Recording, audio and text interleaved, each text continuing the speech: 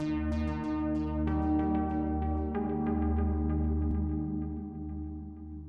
the moment, like, as far as everything we understand about the universe, it's impossible for anything that has mass to go as fast as or faster than the speed of light. Yeah. But it might be possible to get very, very, very close to that. Yeah.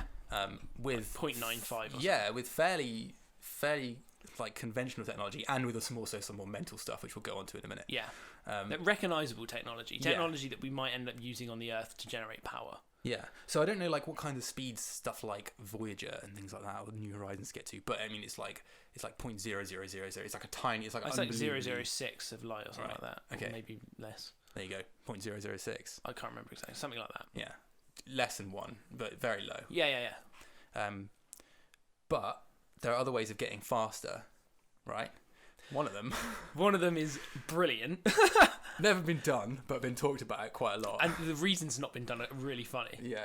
That's good. They're pretty funny. Good. So high quality. One of them, which I'm pretty sure is like is a defunct idea now, is to basically, which is like the answer to a lot of things, seemingly, it's basically just nuke it.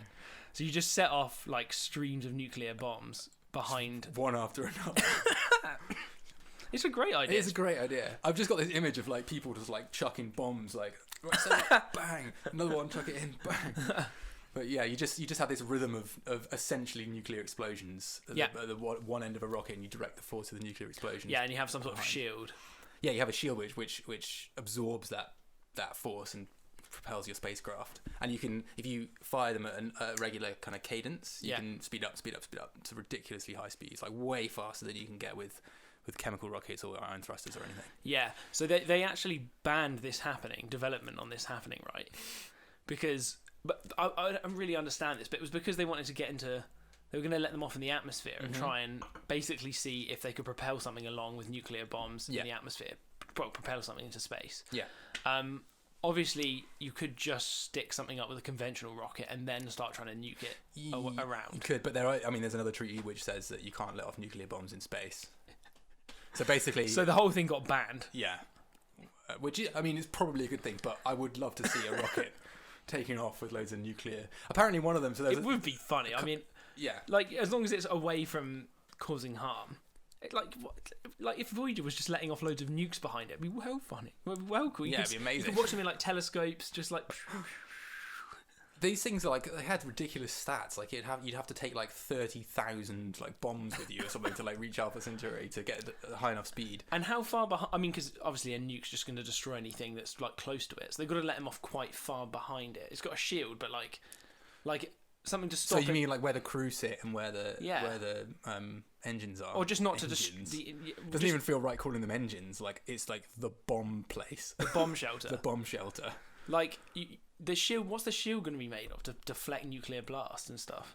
I suppose when you let off a nuke in the Earth's atmosphere, you can have like fallout shelters and stuff that would withstand it. I don't think the shield.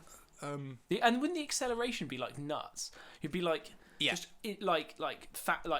potentially like hundreds of G's like acceleration. That's one of the problems with it. You had to have these like really crazy shock absorbers to stop it having these like impulse accelerations and to sort of somehow like transfer the energy of the explosion into the rocket in a way that's okay for human. I didn't really get it. It was very complicated. This is Project Orion, right? Yes. This is one of the Project Orion. But other ideas. There are a few others.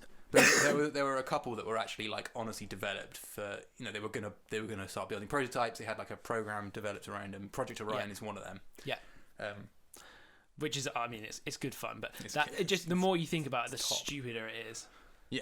Because like you can't really accelerate something like. How are you gonna put shock absorbers in? Like how big are these shock absorbers? Like hundreds or thousands of kilometer long springs to kind of like push this thing in like a gentle and then it would start like retracting back, and the size of these shields as well had to be giant. Like they were huge for some, and made of something incredibly strong. Well, I don't quite understand it.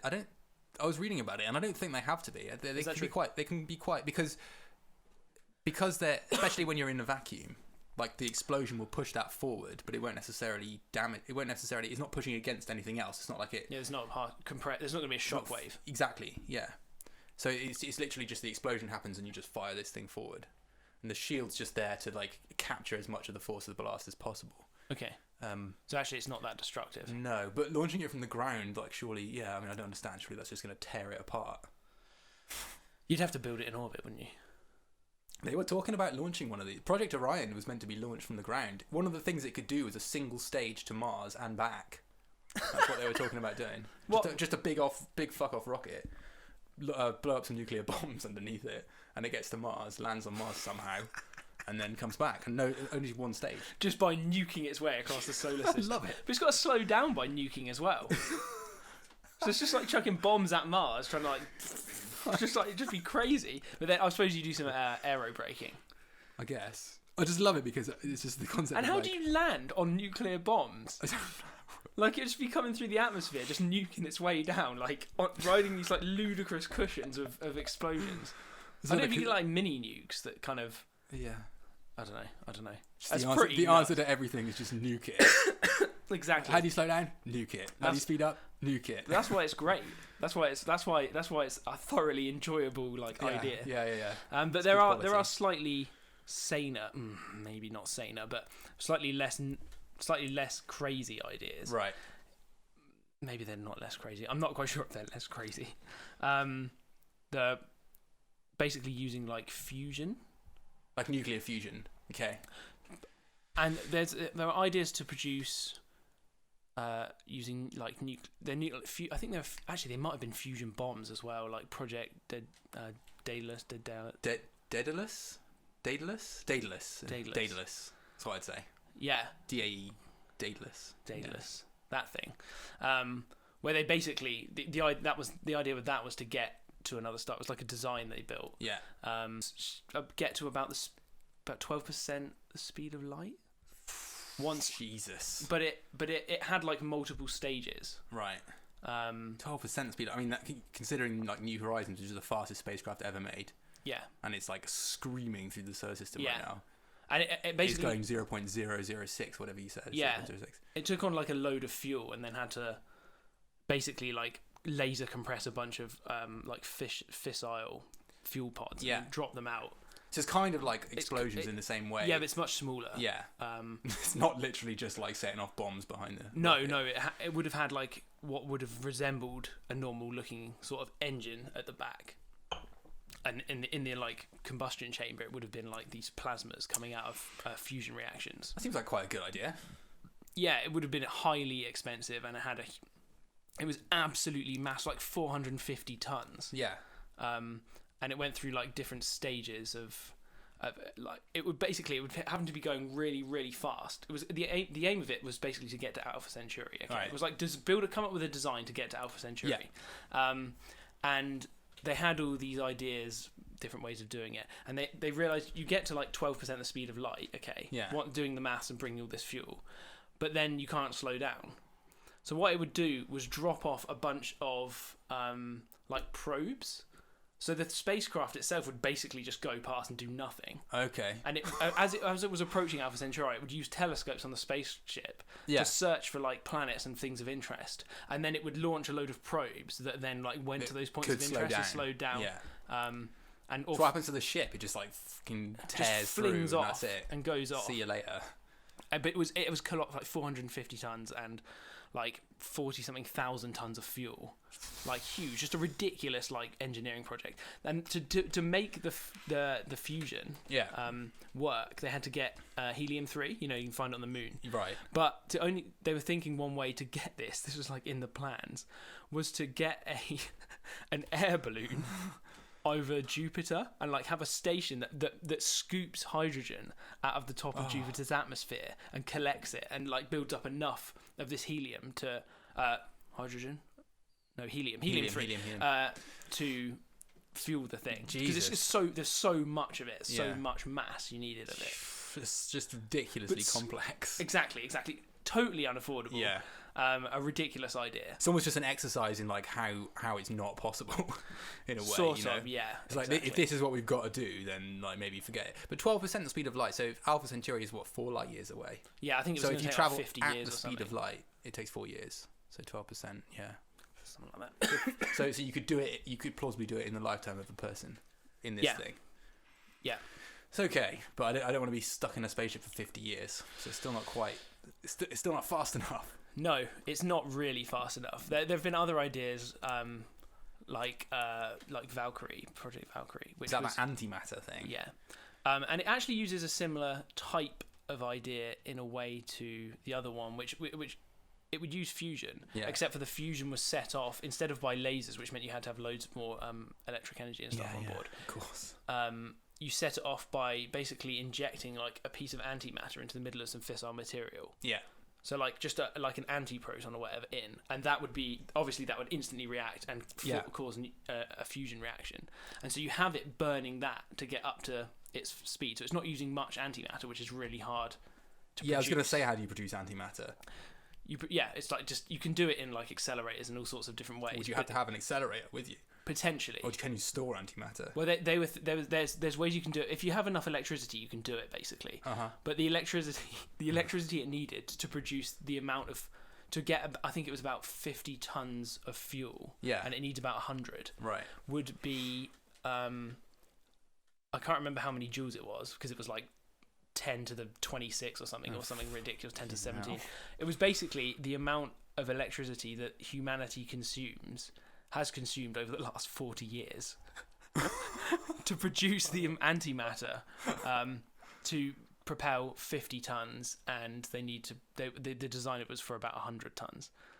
So it's basically just completely not plausible at all. Well, the idea is that you could, if you have fusion reactors, very good fusion reactors, that you could produce antimatter for the main drive on board. And we obviously in 40 years, like if you potentially have like an exponential increase in power. So actually, if you have very, very efficient, very good fusion reactors that you fueled previously before to produce antimatter on board, it's ridiculous, but maybe with if we get a breakthrough in fusion that actually works, possibly you could produce it. The other idea is they have like a giant solar farm, right? Which would again, what do you take with you essentially?